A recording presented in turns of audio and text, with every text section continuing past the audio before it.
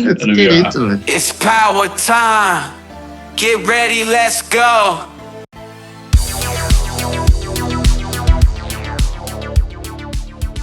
Hey everyone, welcome to Powertime. We've got a great episode this week. We've got Bert Wijns who's joined us. Before we do that, three-time Powertime guest. Three-time. The first ever three-time Powertime guest. Oh, wait, you were our first ever guest, weren't you? He was. Returning. We have royalty in the room, and you just give him that type of basic intro? Come on. All right, but maybe let's start again. You know, we've got the amazing Bert Wijns here on our podcast today, the first ever person to get on our podcast and trust us with an episode. I dare say we don't want to listen back on that podcast. It's probably we could have a lot of work, editing that now. But Bert, over to you. Quick introduction for those that didn't see the first episode. All good. Bert Wijns out of Belgium. I'm got a long history in Microsoft technologies and biz apps, and now working as an AI. Advisory, architect, or magician, in a way, helping enterprise customers with AI. And indeed, I got a long-standing history with this podcast. I remember the first episode we recorded, someone forget to press record. Oh, shit. Yeah, that's right. I forgot about that. By someone, you mean Matt, right? Like it had to be Matt. Yeah. That is actually a true story. I hit transcribe and not record. But these days, if I had the transcription, we could have made the podcast just off the transcription. Yeah, you do. I was ahead of the game. That's what I was trying to do. I was ahead of the game. And what a couple of years it's been, right? Like it's so timely. We just took a couple of months off, Bert, and it's great to have you back on as one of the originals, the OGs, because what a change since back then the industry is right now. What a change. Matt and I were talking about this in our last podcast, and I've had heaps of people come in and let me know they really enjoyed the conversation, Matt. So we had some really positive feedback on the last one we did a couple of weeks back. But, just so much change just since December, let alone 2 years now. So what are you seeing in Europe, Bert? Let us know what's going on over there. Yeah, I mean, personally, that's a bit of change for me. Like back last year, back in September, I left Microsoft after 11 years, and I started my own AI gig. And then since then, I was doing a lot of work with AI at Microsoft, but you're in that Microsoft space, of course. Since then, I started working with a number of enterprise customers and helping them with AI. And I feel like for me, it accelerated how I use the tools. Like I took a step back. Like in Microsoft, I was doing more of a program manager role, but now I'm back into real delivery, doing the work for customers as an advisory, of course.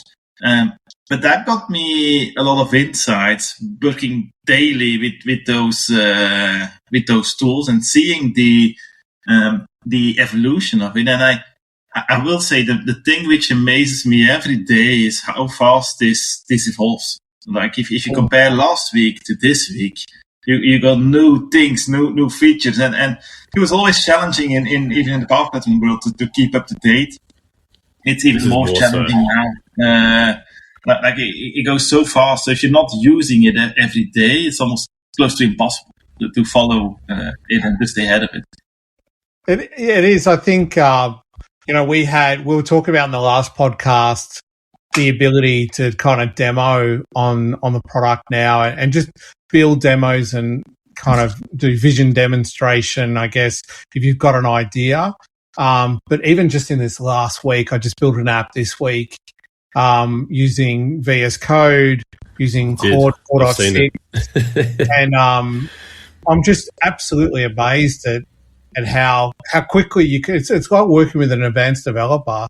You've got all these ideas now, and within 2 days you can stand up an application and go, that's fantastic. We still got all the plumbing in the background, but it's really changed a lot since December. That's what I've found. The Opus 4.6 model really, when it comes to developing, we're seeing, it really start to take off. What are you seeing? Where are the trends in Europe right now? No, I think the timeline is probably correct. Like we had a big shift. Like if I take the last 9 months in a way, from September on until the end of the calendar year last year, you had this thing where the one-on-one AI tools got a lot better. Copilot was always there, ChatGPT was always there, and you asked a question, you got a response, and it was decent. But then you saw this sudden pickup of the quality and the accuracy of responses, and these AI tools got really good at giving you a quality answer for a question you would ask. And then I would say, as of the new calendar year and advancements of companies like Anthropic with Cloud Code, I think they were first with that, and then GitHub Copilot catched up a bit.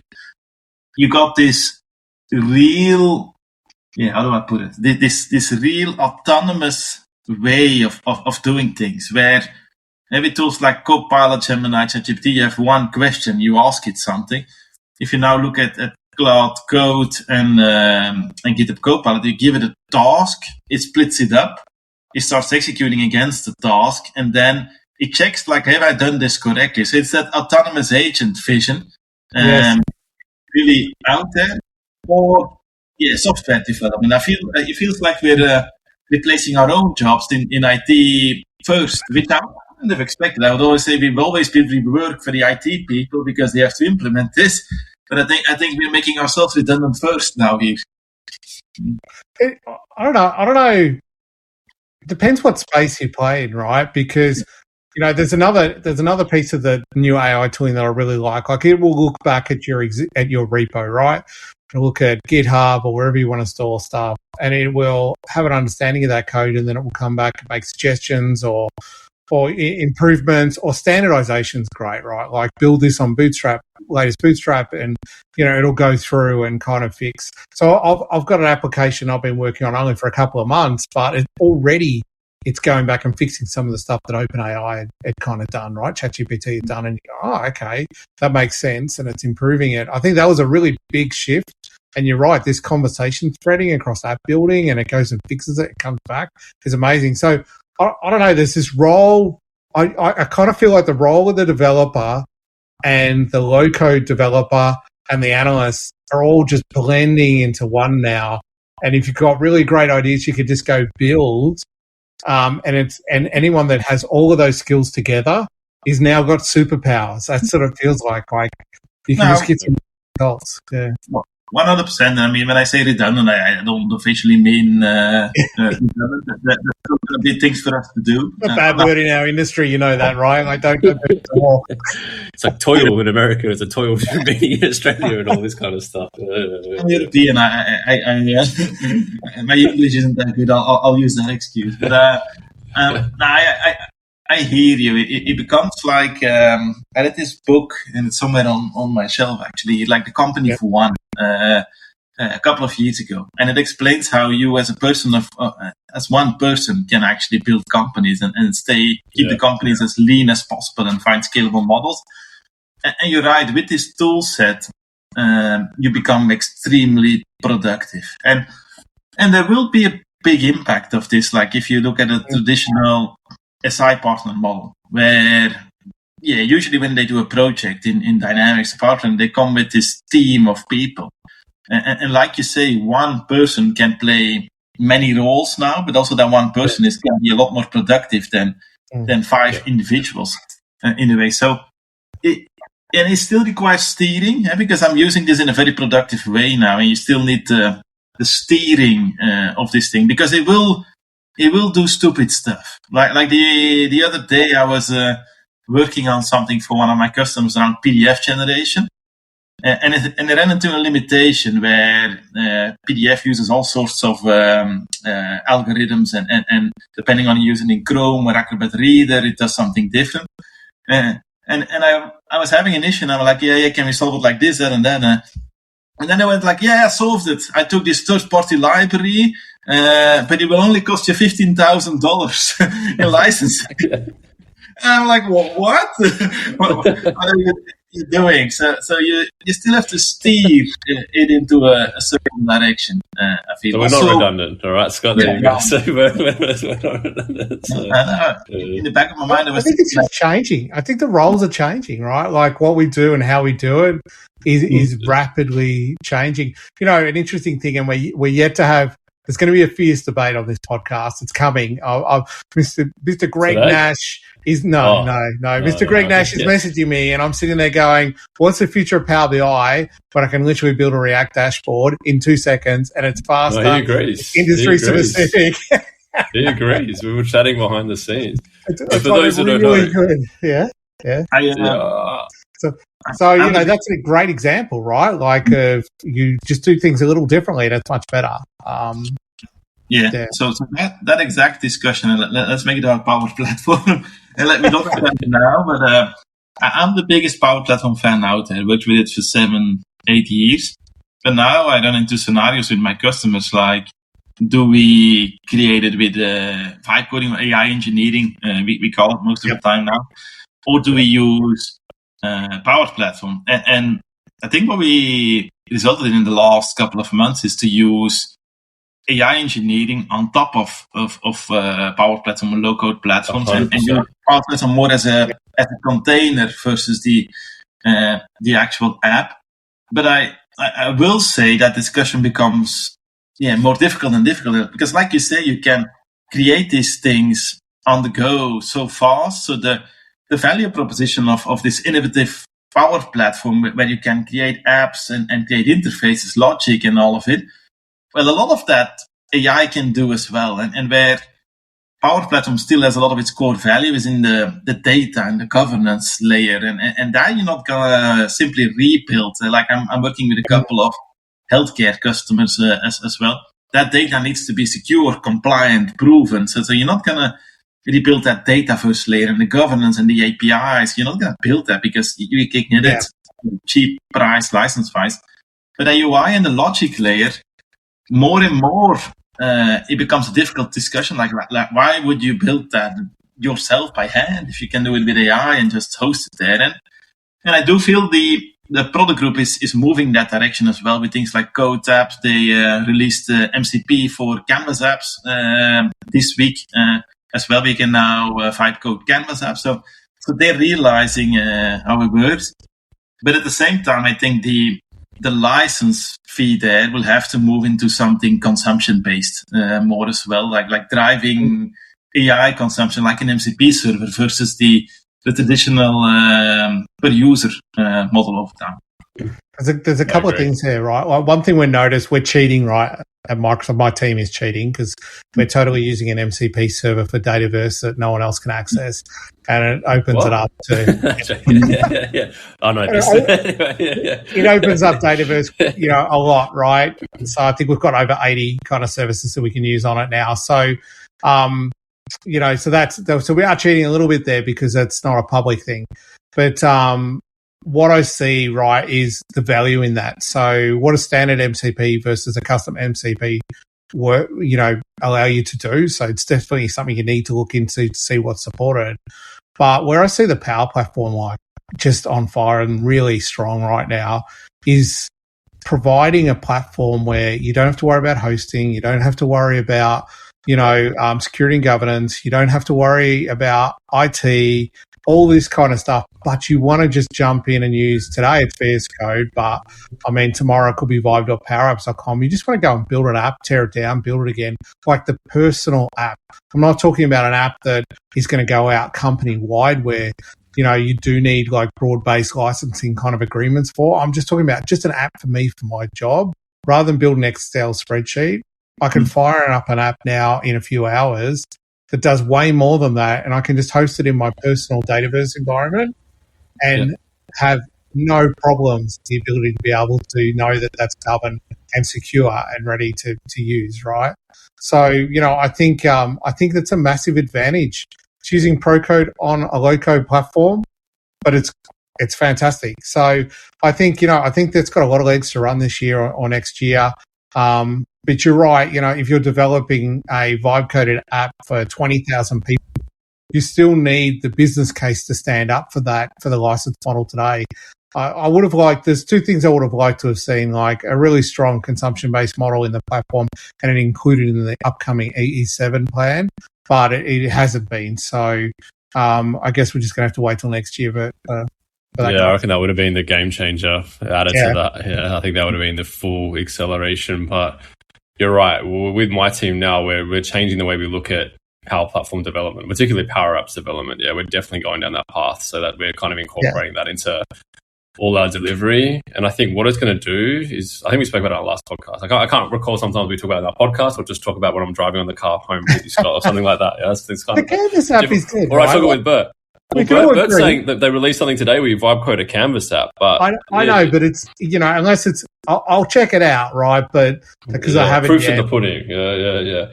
But you can build pretty good React on low code now, right? Like it's pretty good. Yeah. And I can use, whatever I want to do that, right? Whatever idea, it's like really easy. So, but I think what this does is open up more opportunities. Because I always remember when a customer's like, hey, we can build this Power App solution. It's still 50, 60, 100 grand or something like that. Now it should be that price point. Yeah? It should be really cheap, really lean, really agile, all of that kind of stuff. And we can get going straight away. We should be able to deliver more of those applications moving forward. Yeah? And I think that's what's really exciting. I think a year ago, I thought, apps are in a little bit of trouble here. There's agents this, agents that. No. There's going to be more apps now than we've ever seen before, I think, because we can accelerate that development. And I know you've been building some stuff as well behind the scenes, Bert. And I guess, what's your kind of approach and how you've been tackling that? And what have you been cooking? The AI magician, the unique title down the bottom there. So, Yeah. So some things I can't fully share yet. Maybe that's for the next episode. But there are a couple of things happening for me. Like I feel when I started my own gig here, working by myself, I did a lot of services, working for customers, helping them set up their AI center of excellence, like we call it. Like how do you embrace this? How do you adopt it? How do you do it in a secure way? Because today any enterprise customer has shadow AI usage, the ChatGPT, Claude, anything with corporate data. How do you shift that mentality where you give them a lot of tools? So I did a lot of work there, which is important work, and every enterprise customer needs this. But then at some point, like when I was using these tools more and more, and especially this year, I realized hey, I could probably build a lot of things myself. So I always was about product. Back when we built Power Accelerate 5 years ago, I was like, if you really want to grow a product, you need to think about how do I build something scalable? Because a person only scales, with hours so much. But then if you build product, you can scale a lot further. And then, I had this backlog of ideas, almost. And you always have a lot of ideas. Just your daily thinking, that would be a good idea. That would be a good idea. And you just, in a way, use these AI tools to help you brainstorm about them. Is there a market for this? What is the competition? And you can use it for the entire cycle. Like to give you an example, I launched a platform last week, I think with a friend of mine, and it's all about if you do construction works as an individual. Usually what happens is you get this construction worker at your house, he comes and look at things, and then he starts talking in all sorts of words you don't understand. And there's a lot of, I'm not sure how it is in Australia, but in Belgium there's a lot of problems with these companies as well, where companies go bankrupt and then they start another company and people lose their money. A lot of horror stories. So we figured, couldn't we make a platform where people could upload their construction works quotes? And we started with solar roofs, other energy solution, roof works. And then we do two big things. One is we use AI to scan the quote and give them specific advice around it. And then the second big thing is look at the supplier.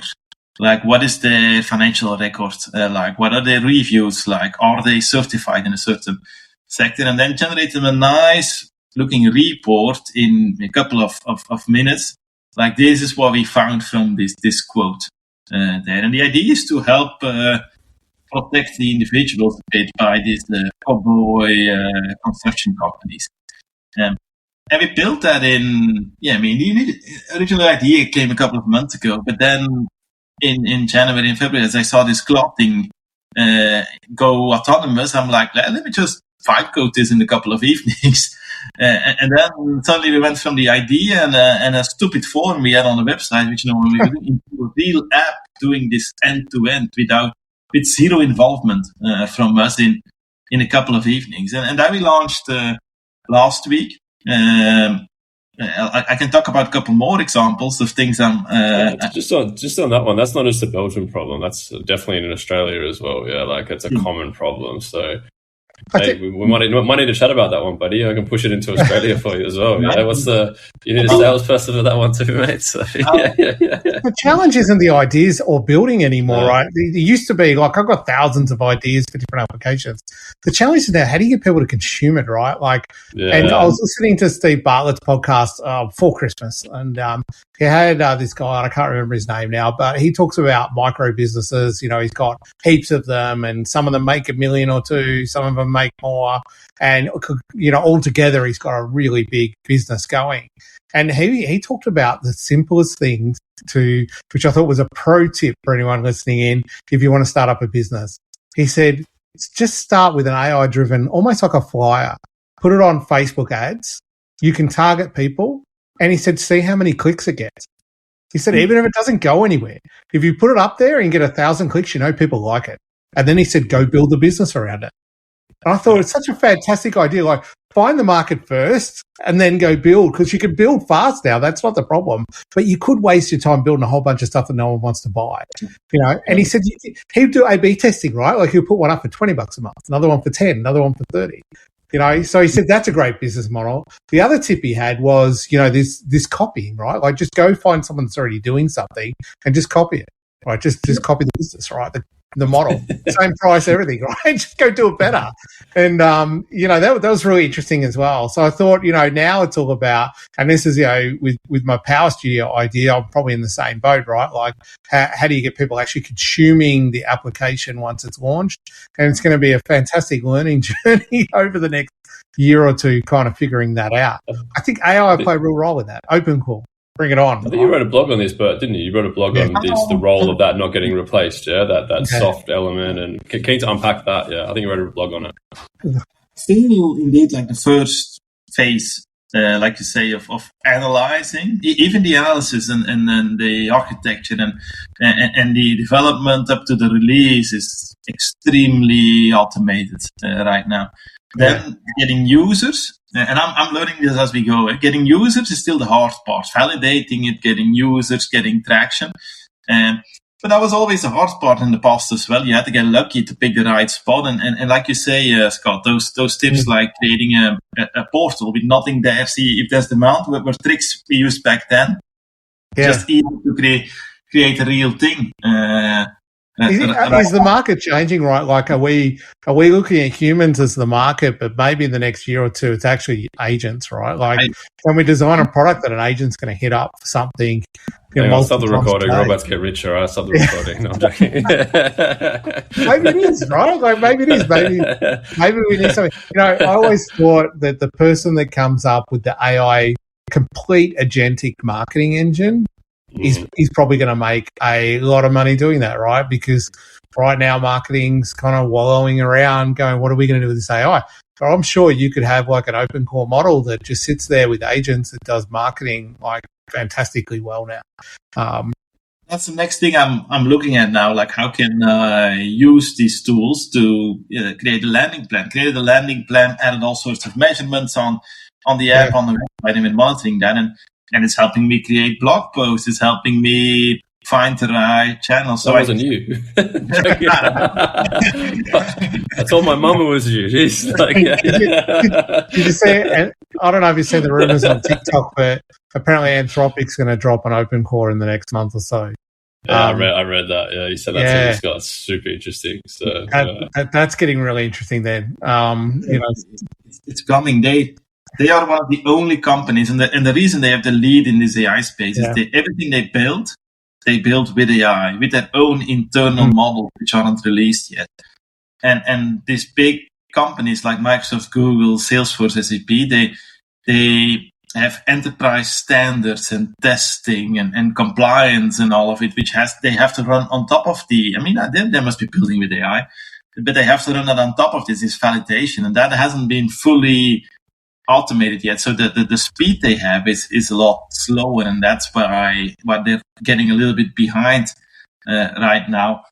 But then just to strengthen that, like another app I'm looking at, it's just these stupid ideas which I come I work a lot in Switzerland, and there I speak quite a bit of German, and in Switzerland they speak Swiss German, which is like another language. You literally don't understand it, even if you understand German. So like you exactly said, like you have Duolingo, and I've been doing Duolingo for 200 plus days for my German, and then I'm like, I can build a Duolingo for Swiss German, and I've never built an app before for Android. A couple of evenings, it's like, okay, I want an Android app. I want it to be similar to that. I want it to be Swiss German, and then in the past I read some books from Tim Ferriss. I'm not sure if you know him. He created this language learning hack where with 2,000 words you can get really proficient. And I'm like, and add that in there. And then, 5 nights later, I had a fully working Android app teaching Swiss German. So that's how fast we are going. And I can tell you a bit like what my traditional day looks like. Show us. Anything you show us, or yeah. Yeah, it's a bit hard with all the customer specifics, but I think I can talk about it. That's the ambulance.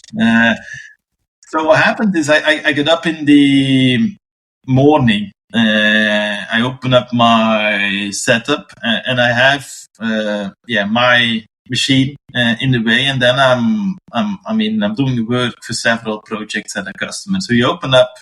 You can do it in a simple way where you open VS Code, and then in there you have Cloud Code I mainly use, but you can do the same in GitHub Copilot. And you basically have for each project you have a linked backlog in Azure DevOps, which you feed, and it's almost like this task list, which with things it has to do like a traditional project in a way. And then you go like, okay, what's the backlog? What are the things we need to do? And in several customers, I let other people feed the backlog with ideas about it. And then I go like, okay, these 15, let's start with that one, and then just go. In parallel, I open up my second project. Could be this app I'm working on, because I'm working on several apps and this other idea. And then I go like, you take those items from the backlog and start going. And I constantly have these 3-4 parallel sessions open, and then I just context switch between one. Because sometimes it will need something from you, a decision from you, and then you give them input, and then you jump to the next one. And sometimes when I'm idle, I do a little bit of Duolingo between the sessions while it is running a bit, and that is almost like the day. And it's not only for building things. Like I would get a request from a customer, which is more like a pre-sales request. I need an app for this. I create a new project. I feed it context, and I go into plan mode, and I'm like, ask me things about this idea. And the powerful thing is I do give it initial input. Like, I think this needs to be A, B, and C, and you want to stay between those guardrails. And then it just goes off, creates an estimate, creates a plan. And yes, you will still see stupid stuff there. Like the other day I did an estimate, and it's like for an AI built app, and it's like, in 8 months we can roll this out. And I'm like, what, 8 months? We're doing this with AI. And then it's like, 8 days. So it's like the death of the big project now, isn't it? Like, and Matt and I were speaking about this, but like in the last podcast, is it the death of Agile and Waterfall, right? Because why would you do an MVP if you can practically get the full product out in the same amount of time now? MVP's kind of finished now. It's like, just feed us what you need, and then the AI engine will just roll it out. So, interesting concept, yeah. And there are lessons learned there, like what? Yeah. What have I picked up it's really good at copying things. Like if you say that app I created for Swiss German, if I tell it needs to be like Duolingo, it's really precise because it can see what is it, how does it work, and then do it. And then, like you say, you improve it. I mean, I'm part of these communities, and there's people out there doing exactly that. They take the top 10 iPhone and Android apps, they rebuild them, make them a little bit cheaper or a little bit better, and they make money off that. But that is a race to zero, though. Like you get that. But it's a race to zero for the original companies. Like companies like Duolingo, if you look at their stock price, it's dumping like hell because their business model is under pressure. They are probably using AI themselves now for development, but they're catching up with a big team versus this one guy with 5 parallel AI sessions. The rise of the 8 desktop monitors now, right? Like I've got 4 here, and I can feel the pressure now to go and get another 2 because you're running so many things at once. It's phenomenal, right? So we need to move more to a agent-driven kind of development where you don't have to constantly monitor stuff, right? Yeah, another one I would say, which was a big aha moment for me, is outcome-based development. Like if you take Copilot, you say like, I have a problem, give me advice for this problem, and then we went one to many. Like I have a big task, split this up and execute it. So now you could almost go like another product I'm about to release is this Lotus Notes assessment tooling. And you could almost go like, here is a live connection to a Lotus Notes server. It has 50 apps. What I want you to do is to use this connection and build me assessment database tools similar to these tools. And then while you have the live connection, build it exactly against it and test it out and check everything which is there. And here is an example report which I would want at the end of it. And what will happen then, he will go away for half a day and just learn and adapt himself. And yes, sometimes you have to look and make some decisions.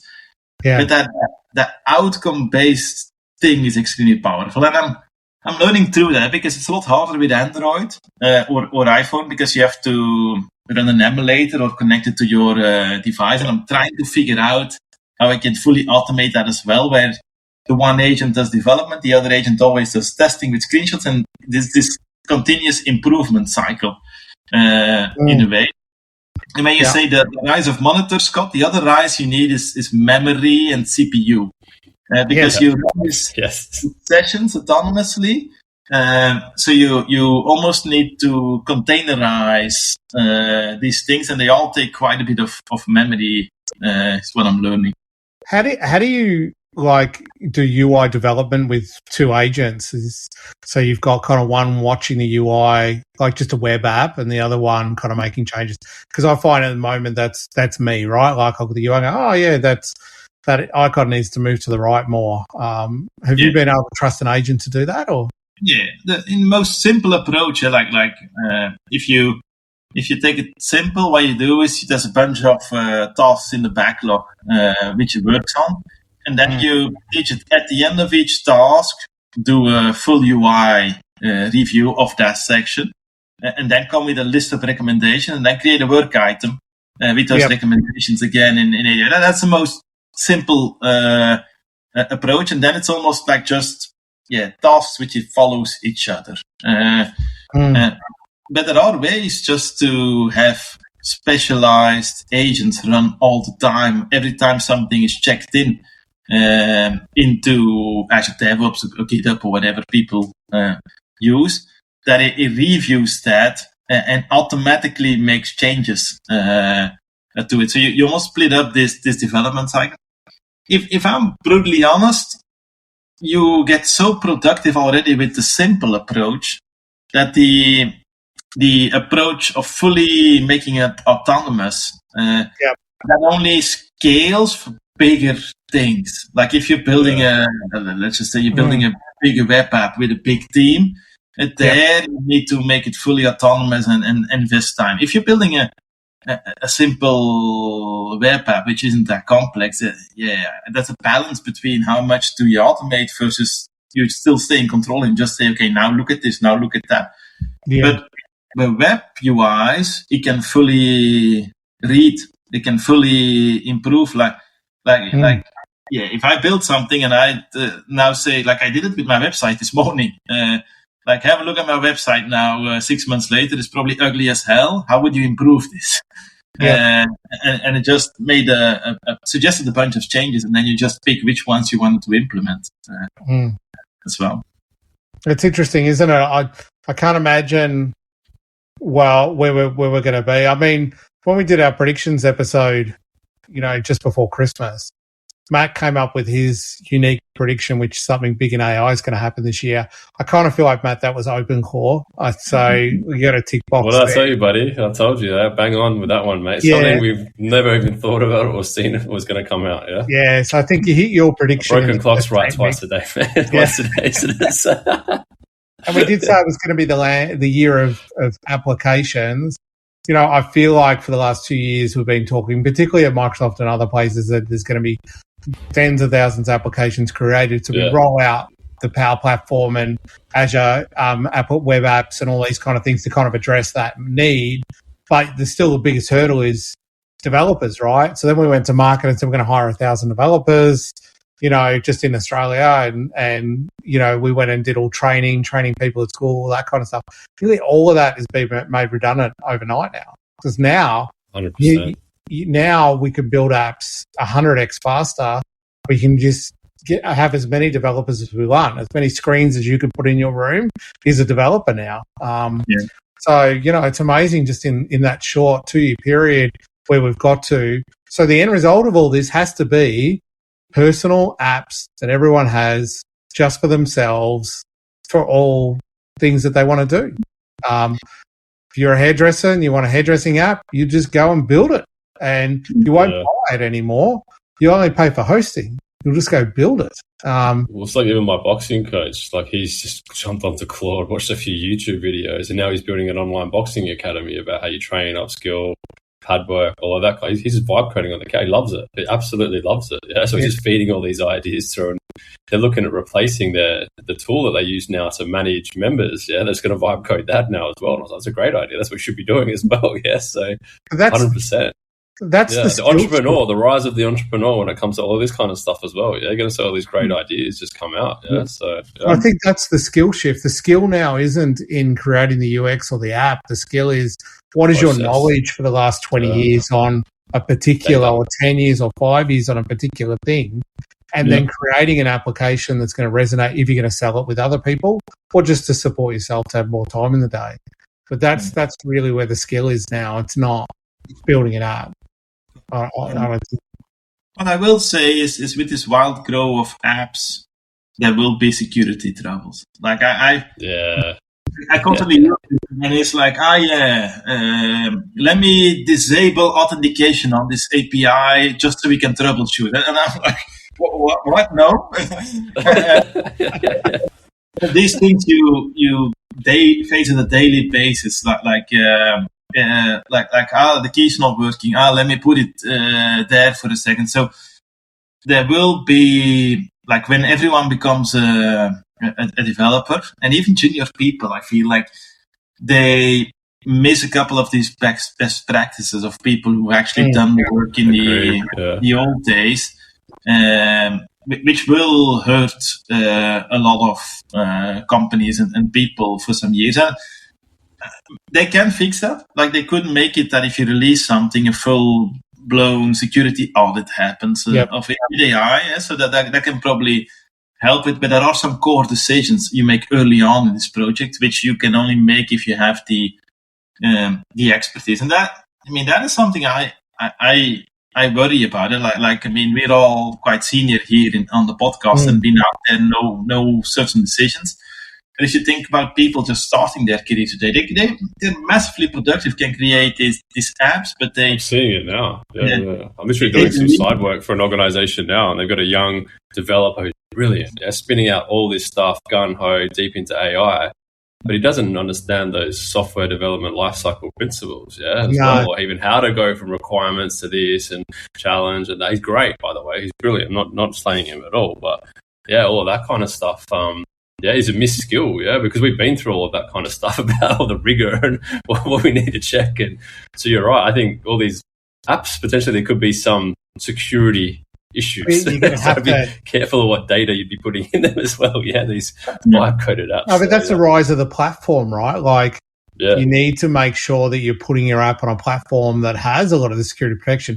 And I was listening to a TikTok again the other day that had a guy talking about how he's using 4 or 5 agents to kind of, as a skill from Anthropic that does like pen testing and security testing. Yeah. And then he's got another skill that does, UX, and that's Anthropic have got like 200 of the best UIs kind of uploaded, and it's learned off those, so it does UX design. So I think there is probably a technical fix to this, like having a secure and governed platform in the enterprise, and so where you put the app, and then secondly having best practice sort of agents that continually check the code.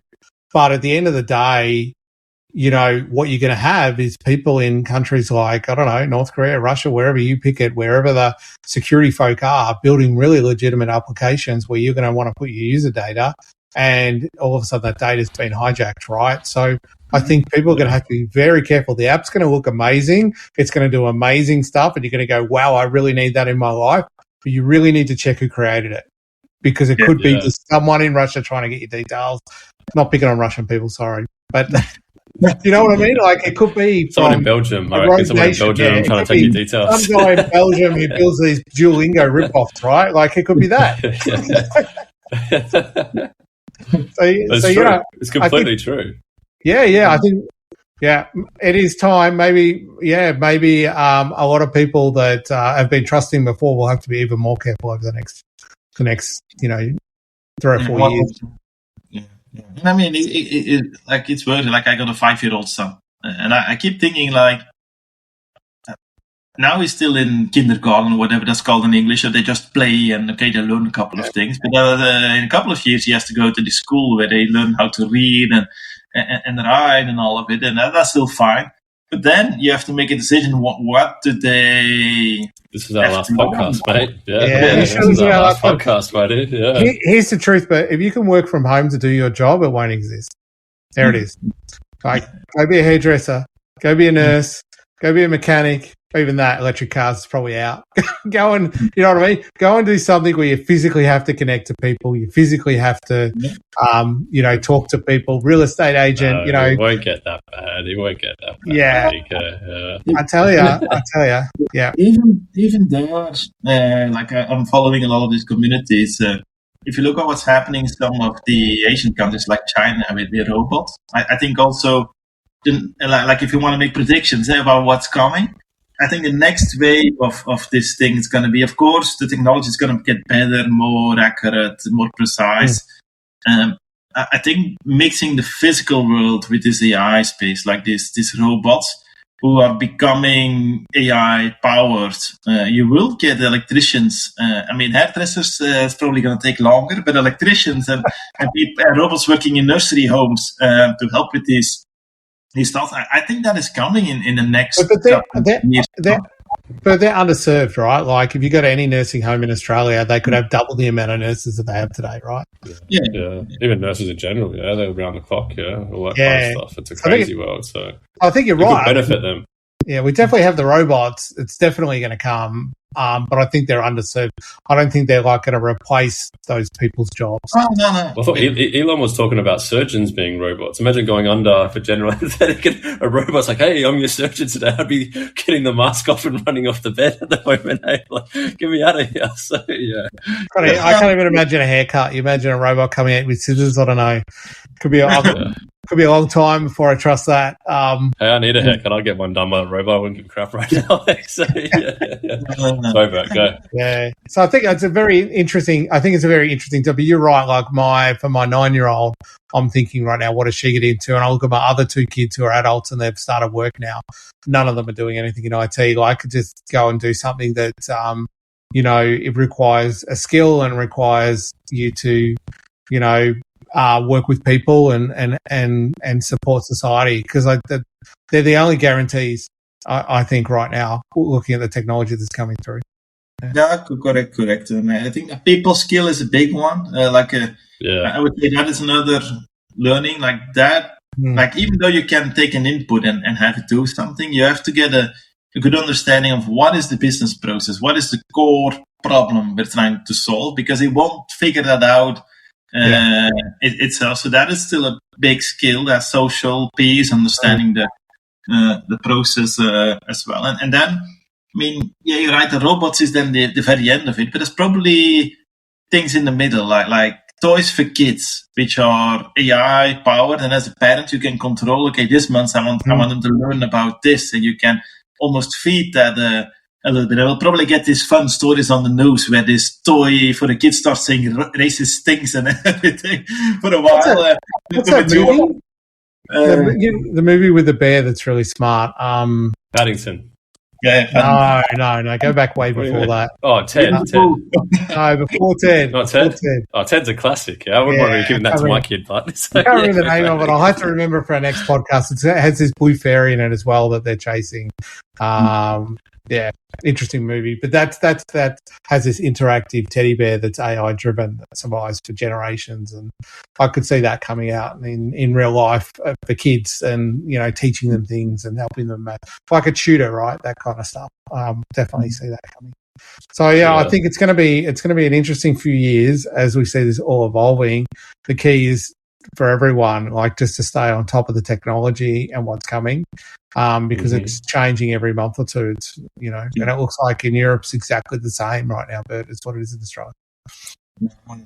It's interesting times. I'm having so much fun. Every day is different in a way.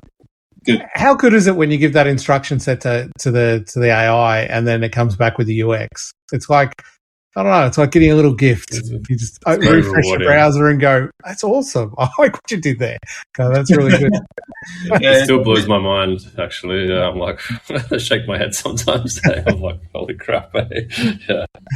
A lot of aha moments. And maybe that's then the other thing. I know we're running close to the end of this, but the speed of adoption, I think, is one where a lot of customers need help. Like, if I think about myself, I went from an AI zero into an AI hero over the course of 6 to 9 months a couple of years ago.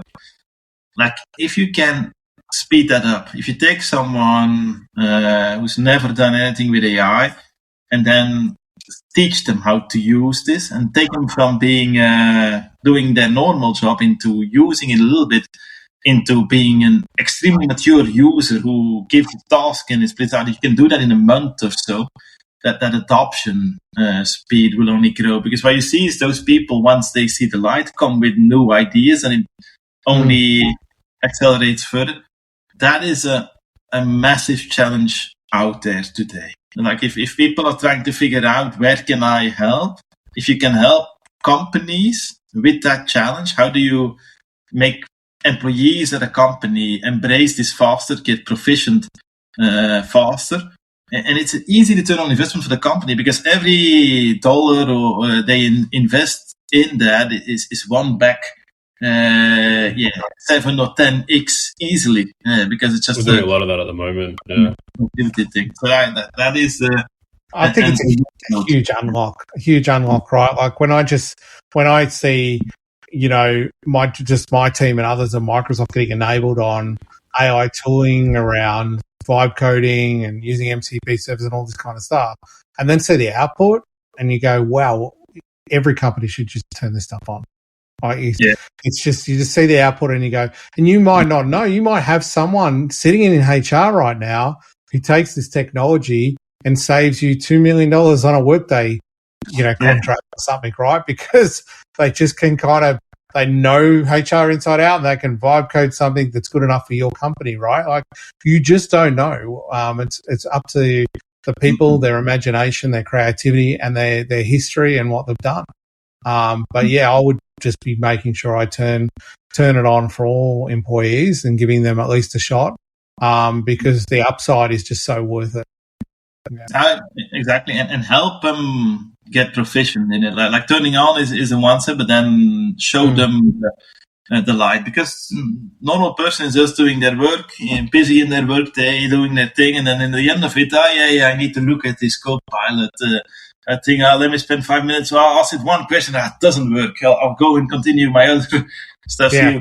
Enable them. Turning it on is one thing, but enable them, show them the power of it is really where it goes, and then find those champions who are power users, who probably, like if they're in HR, they're probably putting all the employee records into ChatGPT or Gemini, DeepSeek today, but then teach them how to do that in a secure way. But it's been a lot of fun, and I'm getting more productive doing it, and I'm learning things every day. I'm really enjoying myself, but at the same time, it's really scary how fast the technology evolves. Like I'm having a lot of wow moments. I think you're an amazing example of someone that has gone from the way we used to operate to a now full AI-enabled person, and then consulting to companies around AI and best practice as well. It's, you yourself have done an amazing transformation the last 2 years as well. But just go and do that stuff. So great role model if anyone, is listening to reach out to and have a bit of a conversation on how you would do that. Because I think you've done an excellent job at that. So well done on that. Yeah, and also plug your socials, Bert. You put up some of the funniest posts on LinkedIn that I see. I'm consistently having to hit laugh on your posts, even though you're a good friend of mine. But yeah, you put up some absolute classics. So definitely we'll add it on the post for the podcast as well. Please do follow Bert. He does put some great insights and blogs and all of this kind of stuff out about where we're all going and all of this kind of stuff. So you are truly an AI magician. So yes. So what's next, Bert? What's next? Yeah. So on the post, by the way, before we go to the what next, so I use AI to help generate it, but the ideas, a lot of it still comes from me. It's just the execution when I use AI for the socials. What's next? In the coming weeks, I'm saying weeks, not months. I'm gonna release a couple more products. There's one of them, a mobile app for a very good cause, which I'm really excited about, which I think there's a real potential. It doesn't exist today. But let's talk about that one in the next episode. I'll text you after. So yeah, I'll find out about it. I'll get the scoop. This kid share it here, so I looked at it, build it in a couple of weeks themselves. But I think the first mover advantage will be there. So I got a full backlog of these. Like I said, I have for each project I have an ADO backlog. I have an overall ideas backlog as well. And some of it is stupid stuff, like a trading bot for stocks. In a way, we've been talking about that for a while. It's literally the first prompt everyone gives open core, mind you. Don't be a day trading bot, and you must make do me this. a millionaire by pip trading. And you must make this money. Leverage trade all these dodgy stocks in crypto, 100x. I think there's stuff on there. There's stuff on there which has a lot more potential, and I use AI to help refine that. I think where I want to grow is to help use AI to land a second phase once it's out there. How do you find users? I think that is the next big thing to find out. Like, how do you broaden AI to IT development and creating things into any other role, marketing, sales, customer service. And in a way, it's the same technology. It's just different skill files. I think that's a big area for me where I want to improve. And then just these apps and things. It's like gambles, like Hope. One of them really pulls off because we have this time period of 2-3 years now before everyone gets as proficient doing this, where you're ahead of the curve right now. the other thing I can say, if anyone's listening to this and they have this brilliant idea, reach out. I mean, I can help build this, and I'm sure we can figure out some way to collaborate on it as well. I'm a bit short on time, but I can scale through these multi-thread AI sessions in a way. But yeah, I'm going to continue down this track. Hope one of these apps hit. I'm having a lot of fun working with these customers as well. It feels back like my old role. You go in somewhere, they have a huge problem, and you solve it now in record time, and you're the superhero. You go out to the next problem. So that, I really enjoyed that phase again, which I was missing a bit inside Microsoft, where I would create something and it would take months for it to reach the public. Now it's more of a direct feedback loop there. And then, like I said, maybe to close off with, I want to see if I can, land, find a bridge between the physical world and AI there. And to give you one idea I'm looking at, so I play a lot of padel. I'm not sure if it's popular in Australia. It's it is. Tennis and squash. It's with pickleball, yeah? It's similar to pickleball, yeah? Is that what it's called? Ball, but better. I'm working on this device, which is almost like a camera, which you can then put on top of a course, and then it analyzes a match and gives specific tips like, hey, that person do more of that, and that person do more of this. So I think there the bridge again between the physical devices and then using AI in connection with them is powerful. Another one on my list is building a toy for my 5-year-old, which I can then feed every week with new things I want to teach him. I think that is a big area for me as well, which is harder to copy as well. Like software is so easy to copy, but if you then bridge it with hardware, there's a roadblock for a lot of people. And I think the other bridge, the other competitive factor is data. If you can then gather certain data, like if I run the padel thing over 1,000 matches, I have 1,000 matches of padel data. So that data becomes powerful as well. That makes it harder for people to copy. So it's going to be an interesting journey. I'm going to enjoy myself. I'm sure it takes. Here's a unicorn idea for you, Bert. I'm sure you could build this and it would make a lot of income. Go find someone that is amazing at taking businesses from zero to $1 million businesses and the marketing, how they do all that kind of stuff, and build a complete AI marketing engine to do that.